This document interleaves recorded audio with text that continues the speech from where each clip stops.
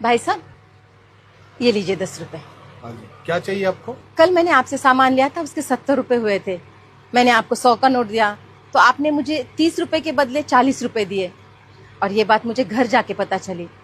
मैं कल रात ही आपके 10 रुपए वापस देने आई थी, लेकिन आपकी दुकान बंद हो चुकी थी, इसलिए मैं अभी आई हूँ। आप कहाँ रहते हैं मैम? मैं सेक्टर 8 में रहती हूँ।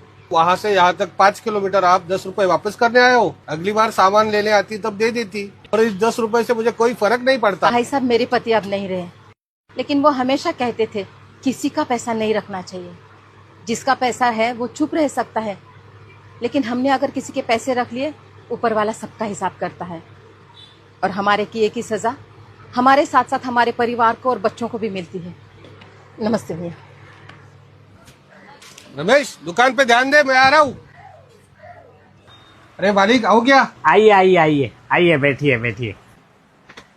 बताइए कैसे आना हुआ आज? आपने मेरी दुकान से जो जो सामान खरीदा था उसका पैसा मुझे कल भिजवा दिया था।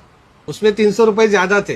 ये बात मुझे तुरंत समझ में आ गई थी, लेकिन लालच में मैंने वो रुपए रख लिए। अगली बार के बिल में हम एडजस्ट कर लेते थे वो 300 रुपए। भाई साहब, अगली बार किसने देखा है, इसलिए आपका पैसा लौटाना बहुत जरूरी था।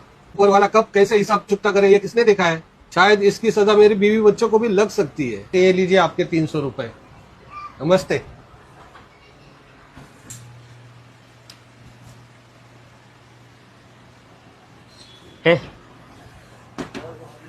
ऑफिस संभाल, मैं जरा आता हूँ।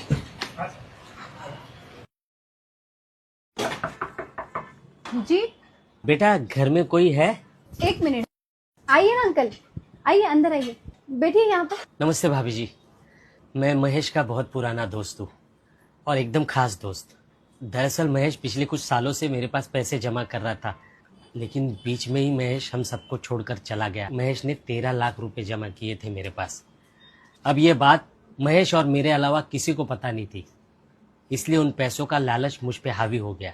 लेकिन आज एक दोस्त की वजह से मेरे ज़मीर ने मुझे पूरी तरह से झंझोड़ा, और फिर मुझे लगा कि अगर मैं किसी का पैसा खाऊं तो उसकी हाय मेरे बच्चों को लग सकती है, मेरे परिवार को लग सकती है।